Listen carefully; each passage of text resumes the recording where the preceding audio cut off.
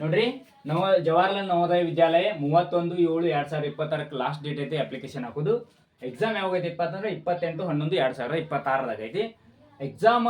ಈ ಸಲ central government ದವರ ಬಹಳಷ್ಟು ಚೇಂಜಸ್ ಮಾಡ್ಯಾರ. ಮತ್ತು ಅದ್ರಾಗ EWS ಅಂತ ಕೊಟ್ಟಾರ.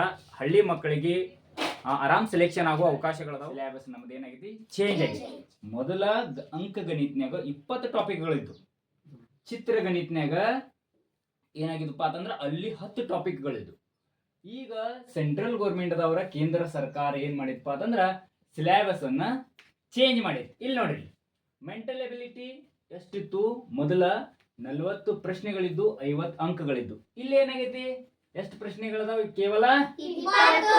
ಅಂಕಗಳು ಎಷ್ಟದಾವು? 25. ನಿಮಿಷಗಳು ಎಷ್ಟದ? 60 ನಿಮಿಷನಾಗ ನಾವು ಮುಗಿಸ್ಬೇಕು. ಇನ್ನ ಅಂಕಗಣಿತ ಎಷ್ಟೈತಿ? 20 ಪ್ರಶ್ನೆಗಳು 25 ಅಂಕಗಳು. Language test 25. ಇಲ್ಲಿ ನೋಡ್ರಿ ಸ್ವಲ್ಪ ಇಲ್ಲಿ ಏನ್ ಕೊಟ್ಟ ನೋಡ್ರಿ, mental ability test and environmental studies ಅಂದ್ರ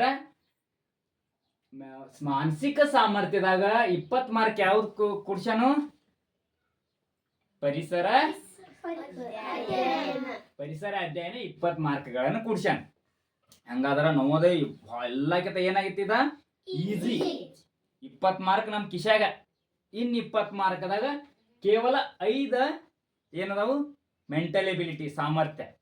ಚಿತ್ರಗಣಿತದ 5 ಅಧ್ಯಾಯಗಳದಾವ. 1ನೇ ಅಧ್ಯಾಯ ಯಾವ್ದ? Very good. 2ನೇದ? 3ನೇದ? 4ನೇದ? 5ನೇದ?